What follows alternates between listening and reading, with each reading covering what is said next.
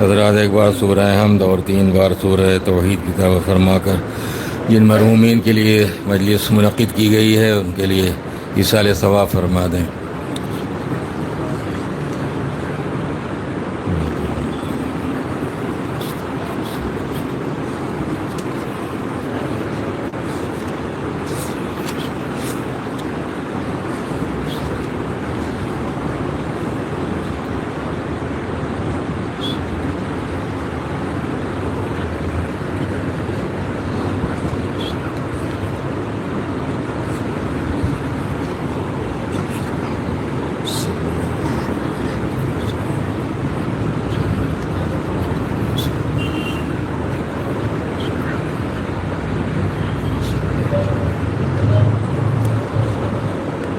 لا حول ولا قوة إلا بالله العلي العظيم۔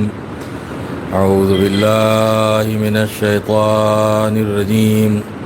بسم الله الرحمن الرحيم۔ الحمد لله رب العالمين، والصلاة والسلام على أشرف الأنبياء والمرسلين، النبي الممجد أبي القاسم محمد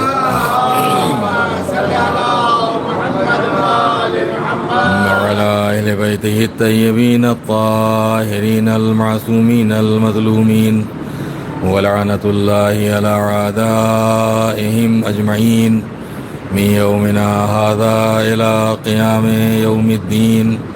أما بعد، فقد قال الله تبارك وتعالى في القرآن الحكيم: بسم الله الرحمن الرحيم۔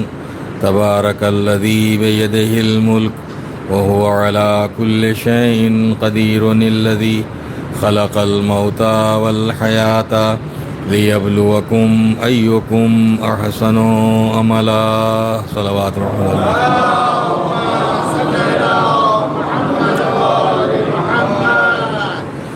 آج کا گزر جانے والا دن روز جمعہ، جسے روایات معصومین میں سید الایام کہا جاتا ہے کہ یہ دنوں کا سردار ہے، تو سارے دن اللہ ہی کے بنائے ہوئے ہیں، اور بعض کتابوں میں اور بعض لوگوں کی زبان پر بہت سے دنوں کو نحس اور منحوس سمجھا جاتا ہے۔ ایام سعد و نحس کہیں کہیں پوری ایک فہرست ہم کو نظر آتی ہے، لیکن ہمارے جو سابق کے مرجع اعلیٰ تھے آیت اللہ خوئی علیہ الرحمہ، ایک بحث چلی تھی تنظیم المکاتب سے، ایک گویا ہر 15 روز پہ 15 روزہ ایک پرچہ نکلتا تھا، اس کا نام ہی تھا تنظیم المکاتب۔ تو اس میں ایک زمانے میں علماء کے درمیان یہ بحث تھی کہ یہ جو ایام سعد و نحس ہیں، کچھ دن ساتھ سمجھے جاتے ہیں، کچھ نحس سمجھے جاتے ہیں، ان کی حیثیت کیا ہے؟ اس میں کچھ حضرات جو تھے وہ قائل تھے، وہ اپنے اعتبار سے روایات لاتے تھے، پیش کرتے تھے۔ کچھ حضرات اس کے قائل نہیں تھے، وہ اپنے اعتبار سے حدیثیں اور روایات پیش کرتے تھے۔ آخر میں مجھے اچھی طرح یاد ہے کہ آیت اللہ خوئی علیہ الرحمہ کو لکھنؤ سے مولانا غلام عسکری علی اللہ مقامہ نے خط لکھا تھا کہ یہ ہے، تو اس میں آپ کیا فرماتے ہیں؟ یعنی جو روایات ہیں یہ کہاں تک معتبر؟ روایات تو ہیں ایام سعد و نحس کی، مگر یہ روایات کہاں تک معتبر ہیں؟ تو ان کا جواب یہ آیا تھا کہ میری نظر میں اس قسم کی کوئی روایت معتبر نہیں ہے، یعنی میری نظر سے گزری نہیں ہے کہ وہ ایسی روایت کہ جو ایام سعد و نحس کے حوالے سے مجھے معتبر لگتی ہو۔ تو ظاہر ہے کہ جب ایک مرجع وقت کی نظر میں معتبر نہیں ہے تو پھر ہماری اور آپ کی حیثیت ہی پھر اس کے آگے کیا رہ جاتی ہے؟ ہاں، انہوں نے ایک چیز یہ ضرور لکھی تھی کہ اگر کوئی شخص چاہتا ہے مثلاً دوشنبے کو سفر نہ کرنا، اب اس دور میں ظاہر ہے بہت ساری چیزوں پہ عمل ہو بھی نہیں سکتا۔ اب ایک ڈیلی جاب کرنے والا آدمی ہے، اس کو 50 کلومیٹر 60 کلومیٹر 100 کلومیٹر جانا ہی جانا ہے، تو وہ کہاں دوشنبہ لے کے بیٹھے گا؟ اسی لیے انہوں نے ایک شرط لگائی تھی کہ اگر برجائے مطلوبیت کوئی شخص عمل کرنا چاہے تو ٹھیک ہے، آپ کر لیجئے، آپ دوشنبے کو نہیں سفر کرنا چاہتے نہ کیجئے۔ اور پھر سب سے بڑھ کر یہ ہے کہ خود معصومین کی روایات میں خاص طور پر چھٹے امام جعفر صادق علیہ السلام سے جو ارشادات ہیں اس میں تو آپ نے یہی فرمایا ہے کہ صدقہ دو پھر جس دن جو چاہے کام کرو، اس لیے کہ صدقہ بہرحال رد بلا کا ایک بہترین ذریعہ ہے، اور بہت زیادہ اس کی فرمائش روایات معصومین میں کی بھی گئی ہے۔ بہرحال تو ایام سعد و نحس کے حوالے سے ہر دن حقیقت یہ ہے سب اللہ ہی کے بنائے ہوئے ہیں۔ خاص طور پر اس دن کو پروردگار عالم نے منتخب کیا ہے، بعض وقتوں میں سے بعض اوقات کو منتخب کیا ہے، بعض دنوں کو منتخب کیا ہے، جیسے اس نے بعض زمینوں کو منتخب کر لیا ہے، بعض افراد کو منتخب کیا ہے۔ تو جمادات میں سے بھی کچھ چیزوں کو منتخب کیا، نباتات میں سے بھی پروردگار عالم نے کچھ چیزوں کو منتخب کیا، حیوانات میں سے بھی بعض چیزوں کو منتخب کیا، اسی طریقے سے انسانوں میں بھی بعض کو اس نے منتخب کیا ہے۔ بس پروردگار عالم کے منتخب کیے ہوئے انہی انسانوں میں کسی کو کبھی نبی کہا جاتا ہے، کبھی رسول کہا جاتا ہے، کبھی امام کہا جاتا ہے۔ ایک صلوات بھیج دیں محمد و آل محمد پر۔ چونکہ جمعے کا دن گزرا ہے اس لیے یہ بات یاد آ گئی کہ جمعے کا دن حقیقت میں منبر اور محراب کے ربط کو ظاہر کرتا ہے۔ ایسا نہیں ہے کہ محراب کی عظمت یا اس کی حیثیت کچھ زیادہ ہے اور منبر کی کوئی حیثیت نہیں ہے۔ منبر بھی منصوب ہی ہے، اسے منبر رسول کہا ہی جاتا ہے۔ تو منبر بھی ایک ایسی جگہ ہے کہ جو بابرکت جگہ ہے، ایک پاکیزہ جگہ ہے، ایک باعظمت جگہ ہے، اس کی بھی ایک حیثیت ہے۔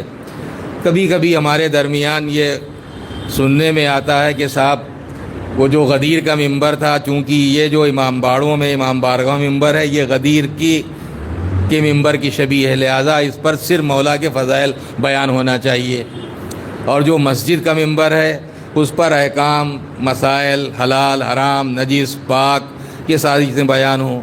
تو مسجد کا منبر گویا لوگوں نے الگ کر دیا ہے، اور امام باڑوں کا اور امام بارگاہوں کا منبر الگ کر دیا ہے۔ حالانکہ میں سمجھتا ہوں کہ نہ مسجد کا منبر اس منبر سے الگ ہے، نہ یہ منبر مسجد کے منبر سے الگ ہے۔ اور آپ ماشاءاللہ سے ہزاروں ہزار مجلسیں خود ہمارے بزرگ سنے ہوئے بیٹھے ہیں۔ غدیر کا واقعہ جو بیان کیا جاتا ہے اس میں فقط پیغمبر اکرم نے اگر فقط ولایت کا اعلان کیا ہو تو یہ تصور بہرحال کسی حد تک قابل قبول ہے کہ بھائی ٹھیک ہے یہاں پر صرف فضائل امیر المومنین ہی بیان کیے جائیں گے، لیکن ایک ادنا سا تاریخ کا طالب علم بھی جانتا ہے، جو غدیر کی حیثیت سے واقف ہے، غدیر کی تاریخ سے واقف ہے، کہ پیغمبر نے جو خطبہ ارشاد فرمایا ہے اس میں پورے دین کا نچوڑ پیش کر دیا ہے۔ اس میں عقائد کا بیان بھی ہے، احکام کا بیان بھی ہے، اس میں فضائل کا بیان بھی ہے، قرآن کا بیان، اہل بیت کا بیان، اپنی فضیلت، ائمہ معصومین کا مجموعی طور پر تذکرہ، پھر امیر المومنین کے فضائل الگ۔ تو گویا پورے یعنی جو ہمارے بنیادی عقائد ہیں، توحید، عدل، نبوت، امامت، قیامت، اور اس کے علاوہ فروع دین میں ان چیزوں کی طرف پیغمبر نے اشارہ اسی خطبے میں کیا ہے جو آپ نے ولایت امیر المومنین کے اعلان سے پہلے جو خطبہ ارشاد فرمایا ہے، اور جن چیزوں کو بیان کیا ہے اس میں اصول دین ہی کا بیان نہیں ہے، بلکہ ایک زیادہ حصہ آپ کو توحید الہی پر ملے گا۔ اس خطبے کا زیادہ جو حصہ ہے وہ توحید پروردگار پر ہے، جس میں پروردگار عالم کی ذات اور اس کے صفات دونوں کا تذکرہ پروردگار عالم نے اس خطبے میں کیا ہے۔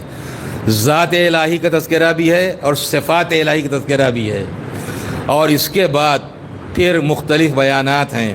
اور جب سب کچھ بیان کر چکے تب آپ نے اپنی ولایت کو پیش کیا ہے، اور جب مجمع کے سامنے اپنی ولایت کا اقرار مجمع سے لے لیا، اس پورے مجمع کے سامنے اپنی ولایت کا اقرار لینے کے بعد تب آپ نے امیر المومنین کی ولایت کا اعلان یہ کہہ کر کیا کہ من کنت مولا فہذا علی مولا، جس کا میں مولا ہوں اس کا یہ علی مولا ہے۔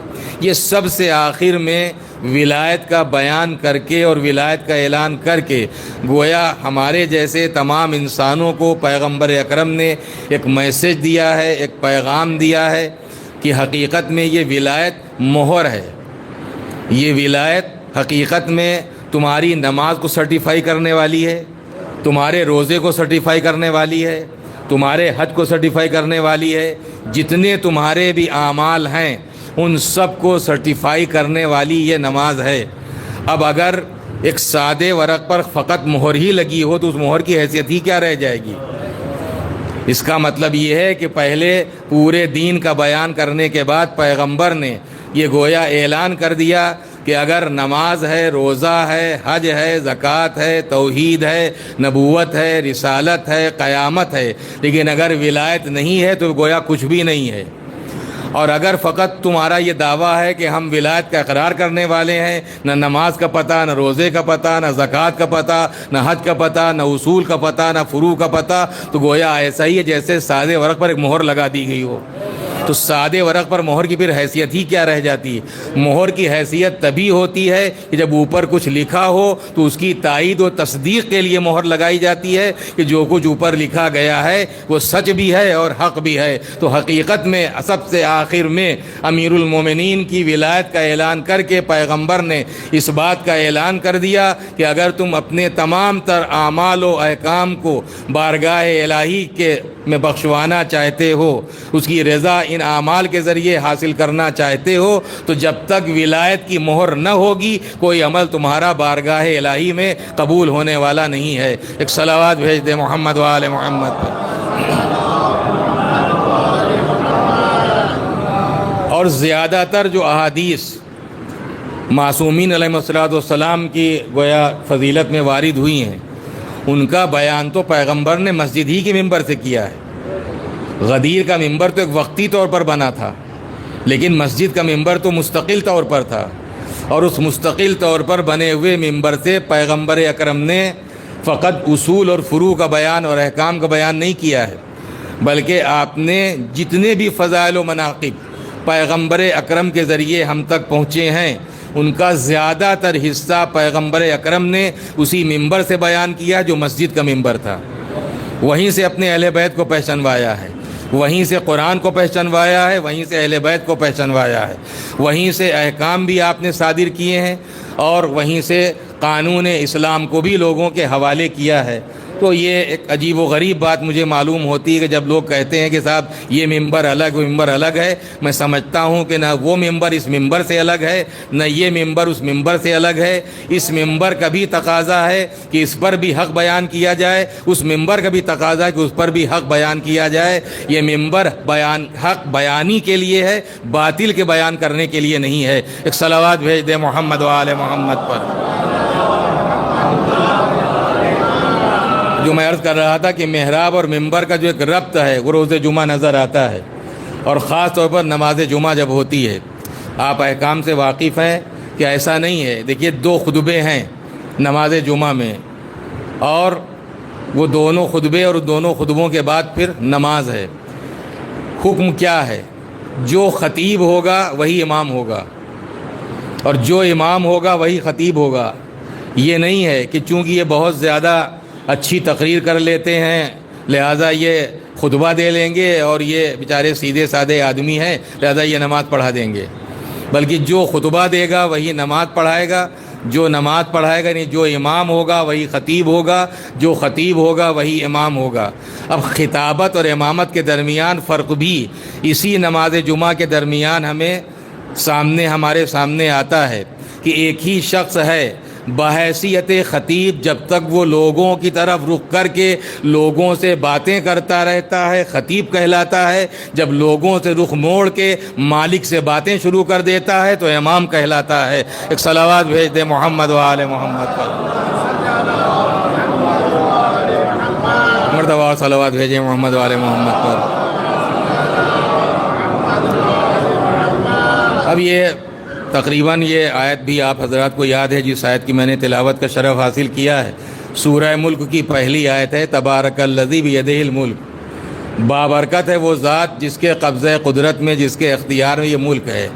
اس ملک سے مراد یعنی وہ ملک جو اللہ کا خلق کیا ہوا، یعنی کائنات، اس کائنات کا مکمل اختیار پروردگار عالم نے اپنے ہاتھ میں رکھا ہے۔ کائنات کا اختیار کسی اور کچھ چیزیں ایسی ہیں جو پروردگار عالم نے خصوصی طور پر اپنے ہی قبضے میں رکھی ہیں، مثلاً موت، مثلاً حیات. تو موت اور حیات اللہ نے اس پر کسی کو اختیار نہیں دیا ہے.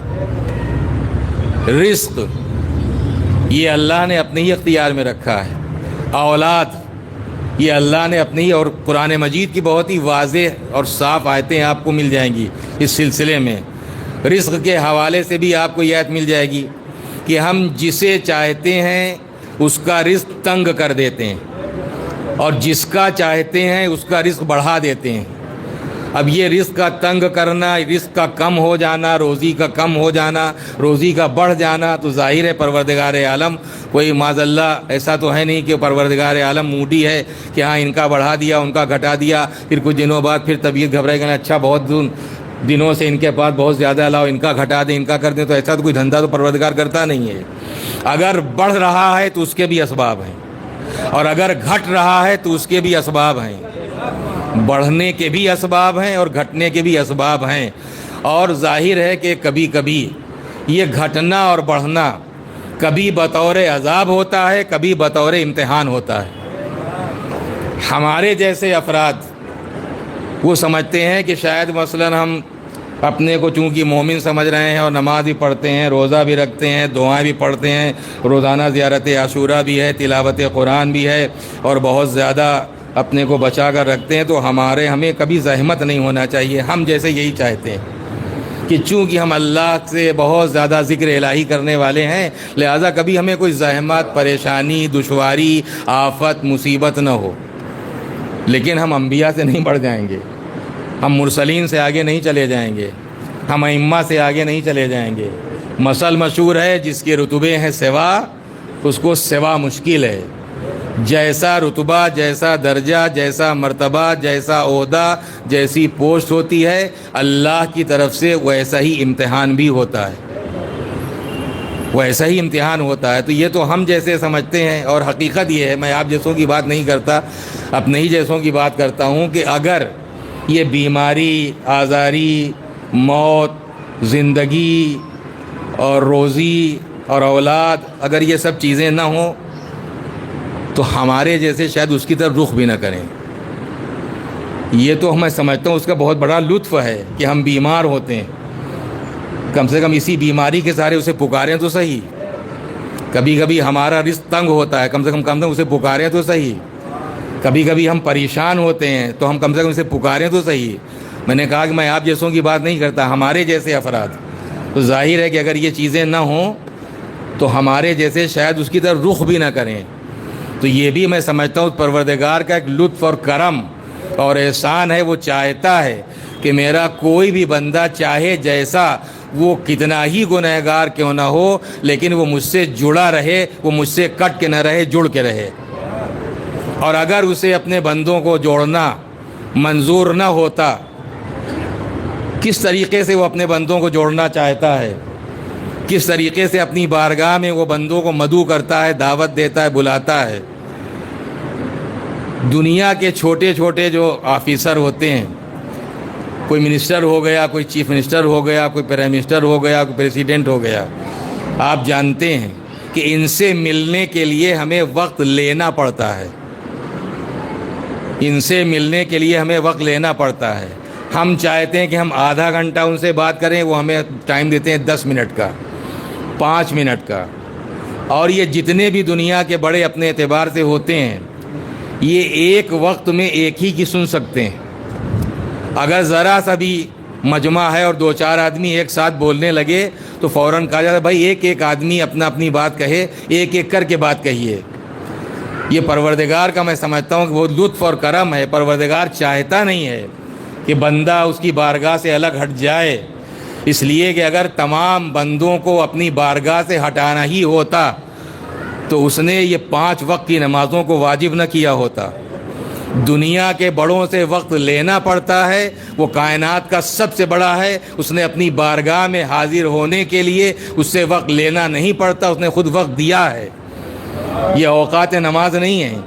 میں سمجھتا ہوں کہ بندے کو بارگاہ میں بلایا ہے پروردگار عالم نے، اور اس کے بعد اس کے دروازے 24 گھنٹے کھلے ہوئے ہیں کہ جب بھی جو بھی چاہے لا سنتم ولا نوم کا وہ مصداق ہے، اس پر نہ اونگ طاری ہوتی ہے اور نہ نیند طاری ہوتی ہے، جب چاہے بندہ اپنے مالک کی بارگاہ میں حاضر ہو کے اپنا درد دل بیان کر سکتا ہے، اپنی عرضداشت اس کی بارگاہ میں پیش کر سکتا ہے، اپنا مدعا اس کے سامنے پیش کر سکتا ہے۔ اور ظاہر ہے کہ بہت ساری چیزیں ہیں، اگر یعنی کس قدر اپنے بندوں پر وہ مہربان ہے، یہ اس کی مہربانی ہی ہے کہ اس نے دعا کا حکم بھی دیا ہے اور دعا کی قبولیت کی ضمانت بھی لی ہے۔ ادعونی استجب لکم، تم مجھ سے دعا کرو، میں تمہاری دعا کو قبول کرنے والا ہوں، میں تمہاری دعا کو قبول کرنے والا ہوں۔ اب ظاہر ہے کہ دعا کبھی رد ہوتی ہے اور کبھی قبول ہوتی ہے، کبھی ایک مسلسل انسان دعا کر رہا ہے لیکن قبول نہیں ہوتی۔ لیکن آپ یاد رکھیں کہ اگر وقتی طور پر کوئی دعا قبول نہیں ہوتی ہے تو معصومین علیہ السلام نے جیسا کہ اشارے دیے ہیں کہ کبھی کوئی دعا رائگاں نہیں جاتی۔ ہو سکتا ہے کہ اپنی مصلحت کی بنیاد پر بارگاہ الہی میں وہ آپ کی دعا قبول نہ ہو، لیکن اگر آپ کے حق میں قبول نہیں ہوئی ہے تو پروردگار آپ کی اولاد کے حق میں وہ دعا آپ کی قبول کرے گا۔ دعا کبھی رد نہیں ہوتی، اس نے یوں ہی نہیں کہا ہے کہ تم مجھ سے دعا کرو میں تمہاری دعا کو قبول کرنے والا ہوں۔ وہ پروردگار اپنے وعدے کے خلاف کرنے والا نہیں ہے۔ تو کبھی دعا رد ہوتی ہے اپنے گناہوں کی وجہ سے، دعائے کمیل آپ پڑھتے بھی رہتے ہیں، سنتے بھی رہتے ہیں، اس میں ہے اللہم اغفر لی الذنوب التی تحبس الدعا، کہ پروردگارہ میرے ان گناہوں کو بخش دے جو دعاؤں کو قید کر لیتے ہیں، حبس کر لیتے ہیں، اپنے قبضے میں لے لیتے ہیں، یعنی قبول ہونے میں رکاوٹ بن جاتے ہیں وہ گناہ۔ تو بہت سارے گناہ ایسے ہیں جو دعاؤں کی قبولیت میں آڑے آ جاتے ہیں۔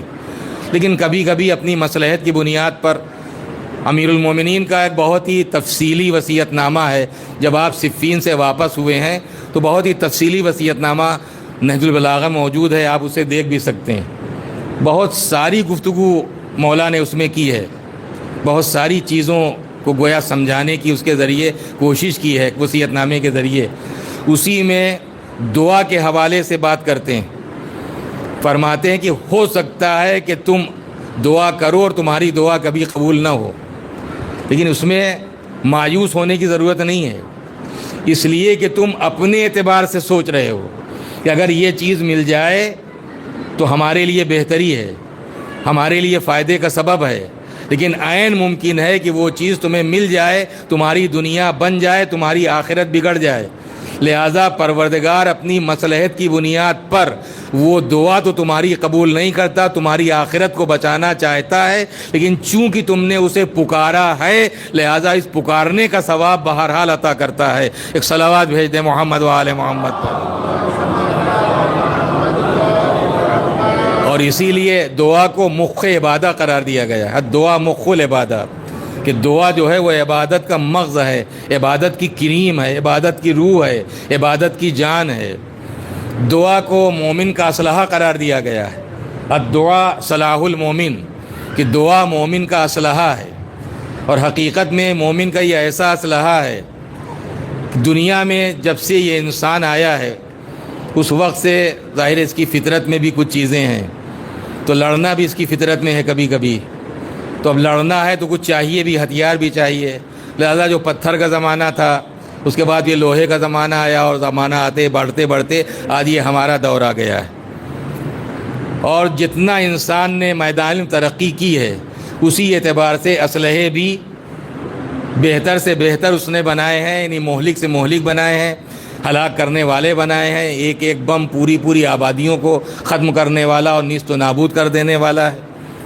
لیکن جتنے بھی انسان نے اب تک اسلحے تیار کیے ہیں اس ترقی یافتہ دور تک، ہمیں ہر اسلحے کی رینج معلوم ہے کہ اس اسلحے کی رینج کیا ہے۔ کوئی بھی اگر میزائل بنی ہے اس کی رینج ہمیں معلوم ہے، کوئی بم اگر تیار ہوا ہے اس کی رینج ہمیں معلوم ہے، تو کوئی بھی مہلک سے مہلک ہتھیار ہو اس کی رینج ہمیں معلوم ہے، لیکن نہیں معلوم کہ مسلح عبادت پر اٹھے ہوئے ایک مرد مومن کے ہاتھوں کی رینج کیا ہے جب وہ بارگاہ الہی میں دعا کرتا ہے، نہیں معلوم۔ اور اب ظاہر ہے کہ اسی لیے دعا کو کہ جب کوئی اسلحہ، سارے اسلحے فیل ہو جائیں یا انسان ہر طرف سے مایوس ہو جائے، تو ایک مرد مومن کے پاس جو سب سے بہتر اسلحہ ہوتا ہے جس سے ذریعے وہ دشمن کو شکست دے سکتا ہے، وہ اسلحہ ہے دعا۔ اسی لیے دعا کو مومن کا اسلحہ قرار دیا گیا ہے۔ اب معصومین علیہ السلام کی اتنی دعائیں ہیں کہ دعاؤں کے حوالے سے بھی معصومین علیہ السلام نے جتنا ہمیں مالدار بنا دیا ہے، کوئی فرقہ دعاؤں کے حوالے سے اتنا مالدار نہیں ہے کہ جتنی دعائیں ہمارے پاس ہیں۔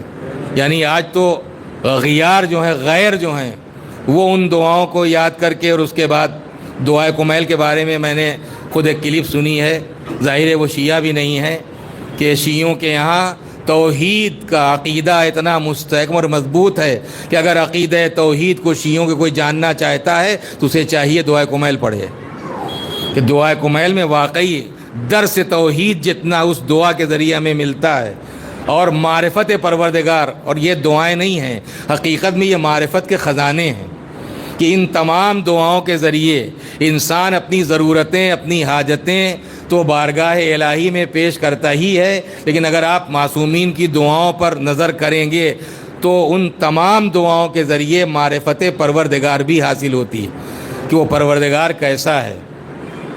حالانکہ اس کی معرفت کا حصول ہم جیسوں کے لیے، ہم چاہیں ہم یہ کہیں کہ نہیں صاحب ہم نے مکمل طور پر اللہ کی معرفت حاصل کر لی، تو یہ غلط بیانی ہوگی۔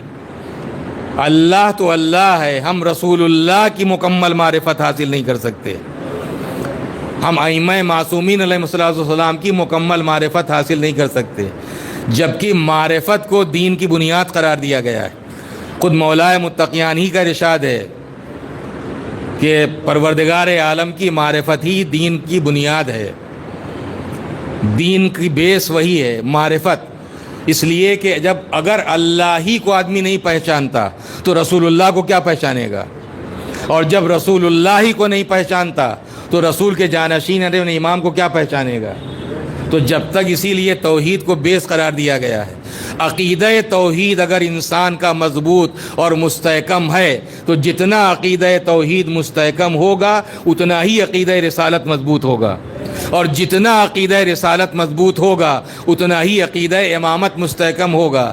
جن لوگوں کا عقیدہ امامت و ولایت مستحکم نہیں ہے، اس کا سیدھا سیدھا مطلب یہ ہے کہ ان کا عقیدہ رسالت ہی ابھی مضبوط نہیں ہے، اور عقیدہ رسالت کا مضبوط نہ ہونے کا مطلب یہ ہے کہ ابھی عقیدہ توحید مضبوط نہیں ہے۔ جب عقیدہ توحید مضبوط ہوتا ہے اس کے نتیجے میں عقیدہ رسالت مضبوط ہوتا ہے، جب عقیدہ رسالت مضبوط ہوتا ہے تو عقیدہ امامت و ولایت مضبوط ہوتا ہے۔ ایک صلوات بھیجے محمد و آل محمد۔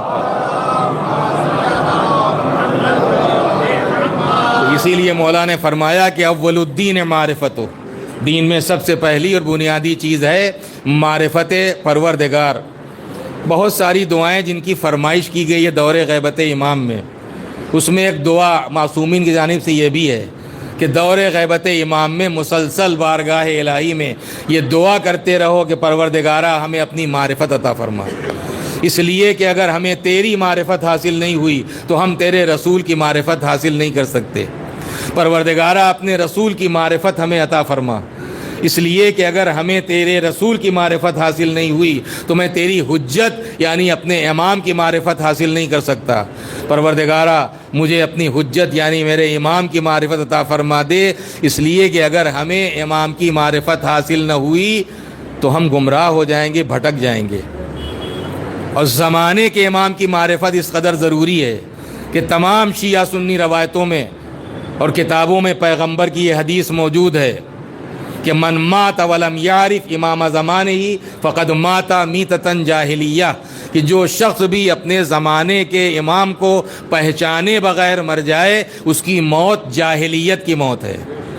اس کا مطلب یہ ہے کہ پوری امت مسلمہ کو یہ پیغام دے دیا گیا کہ تمہیں بہرحال اپنے زمانے کے امام کی معرفت حاصل کرنا ہے، اور امام کی معرفت حاصل کرنا تمہارا فرض ہے، بلکہ فرض اولین ہے۔ اس لیے کہ اگر امامت کی معرفت نہیں ہے تو پھر تمہاری موت بھی جاہلیت کی موت ہے۔ من مات ولم یعرف امام زمانی فقد مات میتۃ جاہلیہ، کہ جو شخص بھی اپنے زمانے کے امام کو پہچانے بغیر مر جائے اس کی موت جاہلیت کی موت ہے۔ اور اب یہ حدیث پیغمبر امت کے تمام فرقوں کے درمیان پائی جاتی ہے، اور میں سمجھتا ہوں کہ ہر فرقہ غور کرے کہ اس زمانے میں اس کا امام کون ہے۔ یہ حدیث خود اس بات کی طرف اشارہ کر رہی ہے کہ زمانے کا ایک امام ہے، تو زمانے کا امام اگر ہر فرقہ جتنے بھی فرقے ہیں وہ غور کریں کہ آخر اس زمانے میں وہ اپنا امام کسے مان رہے ہیں، کسے تسلیم کر رہے ہیں، تو امامت کا تعلق بھی ظاہر ہے کہ واجبات دین میں سے ہے۔ حقیقت میں اگر امامت کا عرفان نہیں ہے تو انسان گویا رسالت کی معرفت اس کی میں کمی ہے، اور اگر رسالت ہی مکمل نہیں ہے تو عقیدہ توحید اس کا مستحکم نہیں ہے۔ اسی لیے مولا نے اس کی معرفت کو، پروردگار عالم کی معرفت کو جزو دین بتایا اور دین کا بیس بتایا۔ لیکن میں عرض کر رہا تھا کہ اللہ کی معرفت تو بڑی بات ہے، ہم رسول اللہ کی اور ائمہ کی معرفت بھی، ہمارے جیسے افراد ہم کہیں اعلان کر دیں کہ ہم نے مکمل طور پر اللہ کے رسول کی معرفت حاصل کر لی تو یہ جھوٹ ہے۔ مکمل طور پر ہم نے ائمہ معصومین علیہ الصلوۃ والسلام کی معرفت حاصل کر لی تو یہ غلط ہے۔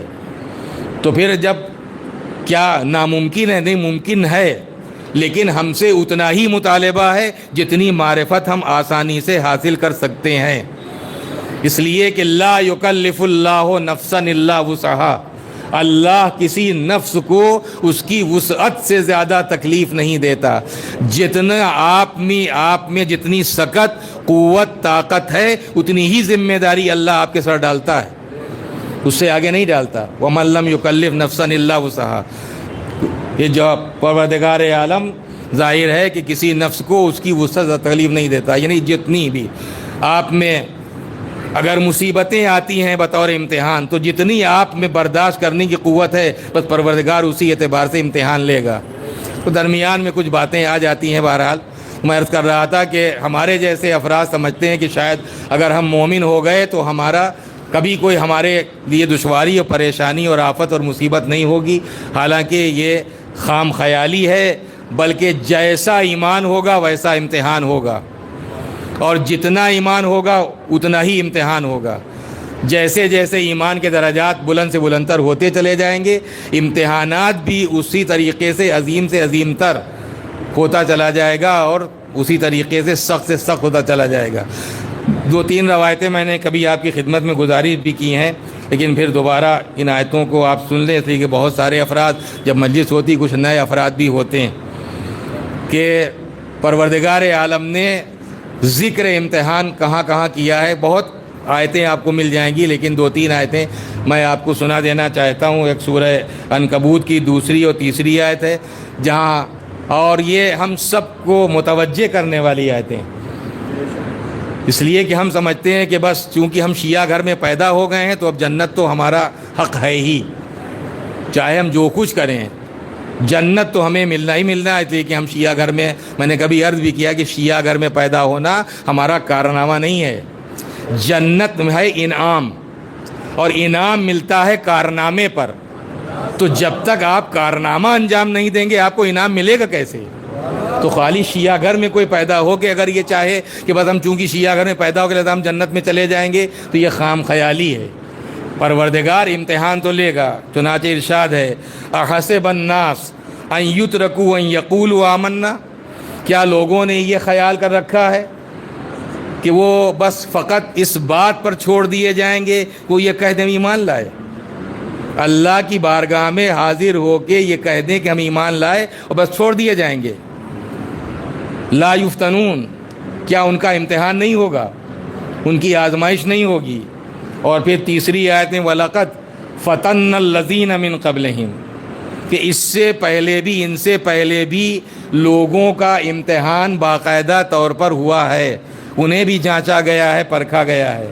کیوں؟ اللہ کیا چاہتا ہے امتحان لے کر؟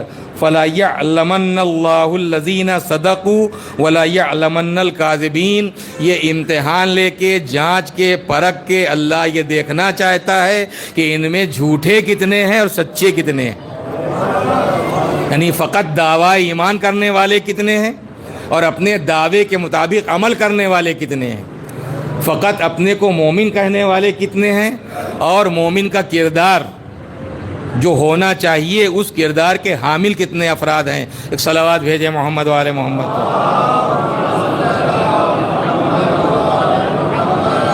پھر ایک سورہ توبہ کی آیت ہے جس میں ارشاد ہے ام حسبتم، کیا تم نے یہ گمان کر رکھا ہے ان تترکوا، کہ تم ایسے ہی چھوڑ دیے جاؤ گے؟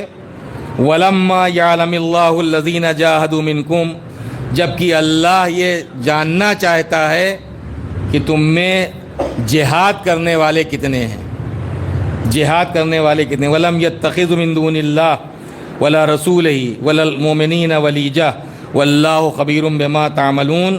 کیا تمہارا خیال یہ ہے کہ تم کو اسی طرح چھوڑ دیا جائے گا جبکہ اللہ نے ابھی یہ نہیں دیکھا کہ تم میں جہاد کرنے والے کون لوگ ہیں جنہوں نے خدا، رسول اور صاحبان ایمان کو چھوڑ کر کسی کو اپنا دوست نہیں بنایا، اور اللہ تمہارے اعمال سے خوب باخبر ہے. پھر ایک سورہ بقرہ کی آیت ہے ام حسبتم، وہی لہجہ ہے، ام حسبتم ان تدخلوا الجنہ، کیا تم یہ سوچتے ہو کہ تم یوں ہی جنت میں داخل کر دیے جاؤ گے؟ وَلَمَّا يَأْتِكُم مَّثَلُ الَّذِينَ خَلَوْا مِن قَبْلِكُم مَّسَّتْهُمُ الْبَأْسَاءُ وَالضَّرَّاءُ وَزُلْزِلُوا حَتَّى يَقُولَ الرَّسُولُ وَالَّذِينَ آمَنُوا مَعَهُ مَتَىٰ نَصْرُ اللَّهِ أَلَا إِنَّ نَصْرَ اللَّهِ قَرِيبٌ. کیا تمہارا خیال یہ ہے کہ تم آسانی سے جنت میں داخل ہو جاؤ گے جبکہ ابھی تمہارے سامنے پچھلی امتوں کی مثال پیش بھی نہیں ہوئی ہے کہ پچھلی امتوں کے لوگوں کا ایسا سخت امتحان ہوا کہ ان کو فقر و فاقے اور پریشانیوں نے چاروں طرف سے گھیر لیا، اور ان کو اتنے جھٹکے دیے گئے، اتنے جھٹکے دیے گئے کہ وہ صاحبان ایمان، رسول اور ان کے ساتھ جو صاحبان ایمان تھے وہ کہنے لگے کہ آخر اللہ کی مدد کب آئے گی. اس کے بعد پھر ارشاد ہے کہ آگاہ ہو جاؤ کہ اللہ کی مدد آنے والی ہے، تم ٹکے رہو. استقلال تمہارے اندر اگر ہے، مستقل مزاجی، صبر ہے، استقلال ہے، تو اللہ کی مدد یقیناً تمہارے شامل حال ہونے والی ہے. خدائی امداد بہت قریب ہے. اس سورہ آل عمران کی آیت ہے ام حسبتم ان تدخلوا الجنہ ولما یعلم اللہ الذین جاہدوا منکم ویعلم الصابرین. کیا تمہارا خیال یہ ہے کہ تم جنت میں یوں ہی داخل کر دیے جاؤ گے جبکہ خدا نے تم میں سے جہاد کرنے والوں اور صبر کرنے والوں کو ابھی جانا بھی نہیں ہے؟ تو اس کا مطلب یہ ہے کہ آزمائش بہرحال ہونا ہے. اگر ہم اپنے کو مومن سمجھتے ہیں اور مومن کہتے ہیں تو ممکن نہیں ہے کہ زندگی بسر ہو جائے اور اس انسان کا امتحان نہ ہو. امتحان ہونا ہے. لیکن اب یہ پروردگار عالم نے جن چیزوں کو امتحان کا ذریعہ قرار دیا ہے تقریباً انہی ساری چیزوں کو عذاب کا ذریعہ بھی بنایا ہے. امتحان جب ہوتا ہے تو آپ بہت مشہور آئے تھے وَلَنَبْلُوَنَّكُمْ بِشَيْءٍ مِّنَ الْخَوْفِ وَالْجُوعِ وَنَقْصٍ مِّنَ الْأَمْوَالِ وَالْأَنفُسِ وَالثَّمَرَاتِ، کہ ہم ضرور ان چیزوں کے ذریعے تمہارا امتحان لیں گے، کچھ خوف کے ذریعے، کچھ بھوک کے ذریعے، کچھ جان کے نقصان سے، کچھ مال کے نقصان سے، کچھ ثمرات یعنی اولاد کے ذریعے. تو جن چیزوں کو اللہ نے امتحان کا ذریعہ بنایا تقریباً انہی ساری چیزوں کو عذاب کا ذریعہ بھی بنایا. جب عذاب نازل ہوتا ہے تو یہی خوف، یہی بھوک، یہی جان کا نقصان، یہی مال کا نقصان. اور اس سلسلے میں قرآن مجید کی آیات آپ کو مل جائیں گی جہاں اشارے آپ کو مل جائیں گے کہ جن چیزوں کو اللہ نے امتحان کا ذریعہ قرار دیا ہے تقریباً انہی ساری چیزوں کو عذاب کا ذریعہ بھی بنایا ہے. اب اگر ہماری زندگی میں وہ ساری چیزیں یا ان میں سے کوئی ایک ہے تو ہم یہ کیسے معلوم کریں کہ ہمارا امتحان ہو رہا ہے یا عذاب نازل ہوا ہے؟ یہی موقع ہوتا ہے اپنی گریبان میں سر ڈال کر اپنا حساب کرنے کا. ائمہ نے کہیں یہ نہیں بتایا کہ دوسرے کا حساب کرنے والا ہمارا شیعہ ہے، کہ ہمارا شیعہ ہو جو دوسروں کا حساب کرتا ہے پھرے. امام فرماتے ہیں کہ ہمارا شیعہ وہ ہے جو اپنا حساب کرے. تو اپنا حساب کرنے والے کو امام نے اپنا شیعہ قرار دیا ہے. جہاں بہت ساری علامتیں اور پہچانیں امام نے اپنے شیعوں کی بتائی ہیں، وہیں ایک پہچان یہ بھی بتائی ہے کہ ہمارا شیعہ محاسبہ نفس کرتا رہتا ہے، یعنی اپنے کو واچ کرتا رہتا ہے، دیکھتا رہتا ہے، اپنا حساب کرتا رہتا ہے. تو اب محاسبہ نفس کو معصوم نے شیعوں کی علامتوں میں سے ایک علامت قرار دیا ہے. تو اگر ہم واقعی اپنا حساب کریں، اور ہر آدمی اپنا حساب کر سکتا ہے، کوئی ایک دوسرے کا حساب نہیں کر سکتا، حتیٰ کہ باپ بیٹے کا، بیٹا باپ کا، ماں بیٹی کا، بیٹی ماں کا، اقربا اعزاء اپنے دوسرے اعزاء کا، وہ اعزاء ان کا، ساتھی ایک دوسرے ساتھی کا، کوئی ایک دوسرے کا حساب نہیں کر سکتا، اس لیے کہ ہم عمل دیکھ سکتے ہیں، نیت عمل ہم کیا جانیں. حساب کا حق ہی وہی رکھتا ہے جو عمل بھی دیکھ رہا ہو اور نیت عمل بھی دیکھ رہا ہو. جو عمل بھی دیکھ رہا ہو اور نیت عمل بھی دیکھ رہا ہو. تو ہم عمل تو دیکھ سکتے ہیں لیکن نیت عمل ہم کیا جانیں. مسجد میں آنے کے بعد ہم نے 10 رکعت نماز آپ کے پیچھے پڑھی، آپ کے سامنے پڑھی، آپ تو سمجھے ارے مولوی صاحب بہت عبادت گزار ہیں، لیکن یہ 10 رکعت نماز ہم نے کس نیت سے پڑھی ہے، یہ آپ کیا جانیں کہ ہم نے اللہ کے لیے پڑھی ہے یا آپ کے لیے پڑھی ہے، کہ تاکہ آپ ہمیں عبادت گزار سمجھ لیں. تو اسی لیے پروردگار عالم نے وہ جو اس نے کہا کہ وہ مالک یوم الدین ہے، روز قیامت کا مالک ہے، یعنی اور حقیقت بھی یہی ہے کہ حساب لینے کا حق اسی کو حاصل ہے جو عمل کو بھی دیکھ رہا ہو، نیت عمل کو بھی دیکھ رہا ہو. اور اس نے اعلان بھی کر دیا ہے، دیکھ ہی نہیں رہا ہے، اس نے لکھوا بھی رہا ہے. ہماری پوری فلم تیار ہو رہی ہے، وہ چاہے ابھی ہمارے نظر نہ آئی ہو. اور اس جدید دور میں بہت ساری چیزوں کا سمجھنا بہت آسان ہو گیا ہے. بہت ساری چیزیں ہمارے سامنے نہیں ہوتی لیکن وہ معلوم ہوا کہ ایک دم سے ارے یہ تو ہم کہاں سے آ گئی ہے ہمارے سامنے. تو اس جدید دور میں بہت ساری چیزوں کا سمجھنا آسان بھی ہو گیا ہے. شاید پہلے زمانے میں چیزوں کا سمجھنا ہے کہ جہاں پروردگار عالم نے سورہ یاسین ہی ہے کہ انا نحن نکتب انا نحن نحیی الموتى، کہ ہم ہی ہیں جو مردوں کو زندگی عطا کرتے ہیں اور ان کے عمل کو لکھوا رہے ہیں. عمل ہی نہیں بلکہ آثار عمل بھی لکھا جا رہا ہے. فقط عمل ہی نہیں لکھا جاتا، اس عمل کے پیچھے اثر کیا پڑ رہا ہے. ایک عمل وہ ہے جو فقط ہمیں متاثر کر رہا ہے لیکن ہماری اولاد کو متاثر نہیں کرتا. ایک عمل وہ ہے کہ جو ہمیں بھی متاثر کرتا ہے، ہماری اولاد کو بھی متاثر کرتا ہے. ایک عمل وہ ہے جو ہمارے پورے خاندان کو متاثر کرتا ہے. ایک عمل وہ ہے جو ہمارے پورے سماج کو متاثر کرتا ہے. تو جیسے جیسے عمل کا اثر بڑھتا چلا جائے گا، بارگاہ الہی سے اسی اعتبار سے جزا بھی بڑھتی چلی جائے گی. اچھے عمل کا جتنا اثر بڑھتا چلا جائے گا، بارگاہ الہی سے اس اچھے عمل کی اتنی ہی جزا بھی بڑھتی چلی جائے گی. اور ایک برے عمل کا اثر جتنا بڑھتا چلا جائے گا، اس برے عمل کی سزا بھی اسی اعتبار سے بڑھتی چلی جائے گی جس اعتبار سے اس عمل کا اثر بڑھتا چلا جا رہا ہے. فَإِنَّا نَحْنُ نُحْيِي الْمَوْتَى وَنَكْتُبُ مَا قَدَّمُوا آثَارَهُمْ، کہ ہم لکھوا رہے ہیں. دعائے کمیل بھی آپ پڑھتے ہیں، اس میں بھی ہے کہ پروردگارا کرامن کاتبین، کہ جن کو تو نے ہمارے اعمال کے محفوظ رکھنے کے لیے رکھا ہے، پھر ہمارے اعضاء و جوارح کو بھی ہم ان اعمال کا گواہ بنایا ہے. ہم کہیں سے بارگاہ الہی میں روز قیامت کوئی بہانہ ملنے والا نہیں ہے کہ ہم کوئی ایسا نہیں ہے کہ داہنے بائیں سے ہم کہیں کٹ کے نکل جائیں. اس لیے کہ خود ہمارے اعضاء و جوارح ہی ہمارے ان اعمال کے گواہ بنیں گے. قرآن غلط نہیں ہو سکتا اگر ایمان ہے قرآن پر، اور معصومین کے ارشادات و فرمودات غلط نہیں ہو سکتے اگر ان پر ایمان ہے. کہ پروردگارہ تو نے ان کرامن کاتبین کو اعمال کے محفوظ رکھنے کے لیے رکھا ہے، اور پھر ہمارے جو اعضاء و جوارح ہیں ان کو بھی ہمارے اعمال گواہ بنایا. جو چھوٹ جائے ان سے اس کا بھی تو گواہ ہے. تو حقیقت میں وہ عمل بھی دیکھ رہا ہے اور اثر عمل بھی دیکھ رہا ہے. اور حقیقت میں حساب کرنے کا حق اسی کو ہے، لیکن وہ حساب کرے گا، یقیناً حساب کرے گا، لیکن یا وہ فضل کرے گا یا عدل کرے گا. ظلم کسی پر نہیں ہوگا. ظلم نہ کافر پہ ہوگا، نہ مشرک پہ ہوگا، نہ منافق پہ ہوگا، نہ بے دین پہ ہوگا. کسی پر بھی ظلم پروردگار نہیں کرے گا. وہ اپنے بندوں پر ظلم نہیں کرتا، سزا دیتا ہے یا معاف کرتا ہے. دنیا میں بھی ہم نے دیکھا ہے، دنیا کے حاکم بھی اختیارات رکھتے ہیں، یا سزا دیتے ہیں یا معاف کرتے ہیں. اگر دنیا کا ایک جج مرسی کی درخواست کو، یعنی اگر مرسی کی درخواست دی گئی ہے، اگر پریزیڈنٹ کو یہ حق ہے کہ ایک مرسی کی درخواست کو وہ قبول کر سکتا ہے، تو اللہ کو یہ حق کیوں نہیں ہے کہ وہ کسی بندے کی مرسی کی درخواست کو قبول کر لے؟ اگر ایک بندے کو یہ حق حاصل ہے تو پروردگار تو بہرحال مالک کل ہے، اس کے اختیار میں تو سب کچھ ہے، تو یا وہ فضل کرتا ہے یا عدل کرتا ہے. اور میں نے اکثر عرض بھی کیا ہے کہ ہم اس کے عدل کو بھی برداشت نہیں کر سکتے، اسی لیے ہم اس کے فضل ہی کا سوال کرتے ہیں. رب عاملنا بفضلک ولا تعاملنا بعدلک. پالنے والے ہمارے بارے میں اپنے فضل سے کام لینا، اپنے عدل سے کام نہ لینا، یعنی ہمارے گناہوں کو بخش دینا، ہمارے گناہوں پر ہمیں سزا نہ دینا. گناہ اور گناہ کے بعد اگر اسے بخشنا منظور نہ ہوتا تو اس نے توبہ کا دروازہ نہ کھولا ہوتا.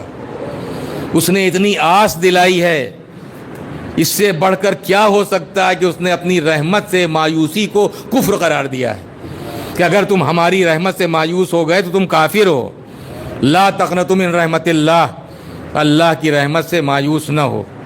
اور آپ یاد رکھیں کہ یوں تو تاریخ میں بہت سارے واقعات ہیں، لیکن کربلا ہر اعتبار سے ہمارے لیے ایک درسگاہ ہے. ایک تائب کا درجہ کیا ہوتا ہے، ایک توبہ کرنے والے کا درجہ کیا ہوتا ہے، یہ بھی ہمیں کربلا بتاتی ہے.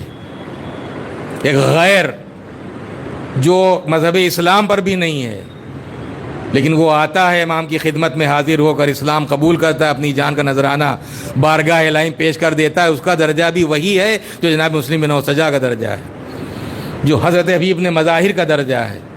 اس لیے زمانے کا امام اپنے جد کے چاہنے والوں کو سلام کرتا ہے تو جہاں یہ کہتا ہے بے ابی انتم و امی طیبتم و طابت الارض التی فیہا دفنتم و فزتم واللہ فوزا عظیما، کہ پاک ہو گئے تم اور پاک ہو گئی وہ زمین جس زمین پر تم دفن کر دیے گئے.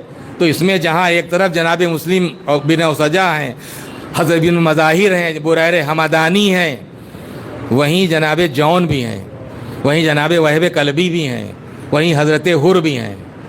طائب کا درجہ کتنا عظیم ہو جاتا ہے. کربلا جانے والا کوئی بھی ظاہر میں سمجھتا ہوں ایسا نہیں ہے جو روضہ امام حسین میں امام حسین کی زیارت کرتا ہو اور 10 کلومیٹر کے فاصلے پر جناب حر کی زیارت کو نہ جاتا ہو. اور شاید بہرحال اللہ کی مصلحتیں ہیں، یہاں بھی دفن ہو سکتے تھے، لیکن جو مقام ایک الگ ہی سے ان کا روضہ تیار ہوا، شاید یہ اسی لیے ہے کہ تاکہ دنیا دیکھ لے کہ حقیقی طور پر توبہ کرنے والے کا درجہ پیش پروردگار کتنا بلند ہو جاتا ہے. جس وقت امام کی بارگاہ میں آئے ہیں، صبح عاشور کانپ رہے ہیں، لرز رہے ہیں. ساتھ کے ایک شخص نے پوچھا کہ ارے کیا ان مٹھی بھر لوگوں سے جو مقابلہ ہے اس کے لیے تم لرز رہے ہو، کانپ رہے ہو؟ یہ تو اگر یہاں کوئی فوج یزید کے بہادروں کا تذکرہ کرتا تو میں کہتا کہ ان بہادروں میں تمہارا نام لیتا. تو جواب دیا کہ نہیں، میں اس وقت ان سب وجوہات سے نہیں کانپ رہا ہوں، بلکہ میں اس وقت اپنے کو جنت اور جہنم کے درمیان دے پا رہا ہوں، اور خدا کی قسم میں اب تو جنت ہی حاصل کر کے دم لوں گا. اپنے گھوڑے کو بڑھایا، امام کی خدمت میں آئے.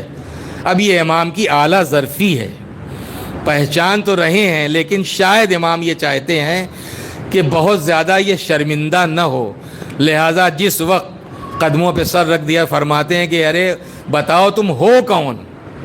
اور جس وقت یہ کہا کہ میں وہ ہوں جو آپ کو گھیر کر میدان بلا میں لایا، میں حر ہوں، کیا میری خطا معاف ہو سکتی؟ امام نے فرمایا میں نے بھی معاف کیا اور میرے اللہ نے بھی معاف کیا ہے. اور اس کے بعد جناب حر سے پہلے انہوں نے خود ایک قربانی اور بھی بارگاہ الہی پیش کی ہے. اپنی قربانی سے پہلے مشہور یہ ہے اپنے بیٹے کو قربان کیا ہے. اور یہ بھی مشہور ہے کہ جس وقت بیٹا زخمی ہو کے گھوڑے سے میدان میں گرا ہے تو جناب حر سے پہلے خود امام پہنچے ہیں. جس وقت حر نے چاہا کہ جوان بیٹے کی لاشا اٹھائیں تو امام نے آواز دی حر کیا غضب کرتے ہو، کہیں کوئی باپ اپنے جوان بیٹے کا لاشا اٹھاتا ہے؟ تو حر کو جوان بیٹے کا لاشا امام نے اٹھانے نہ دیا. لیکن جب حسین کا 18 سال کا کڑیل جوان علی اکبر زخموں سے چور ہو کے گھوڑے سے گرا ہے اور آواز دی یا بتا علیک منی السلام، بابا اپنے بیٹے کا آخری سلام قبول کر لو. روایت کی لفظیں ہیں کہ حسین کبھی میدان کربلا میں داہنی طرف جاتے تھے، کبھی بائیں طرف جاتے تھے، آواز دیتے جا رہے تھے یا علی یا علی. میں نہیں سمجھتا کہ اپنے علی کو پکار رہے ہیں یا اپنے بابا کو پکار رہے تھے.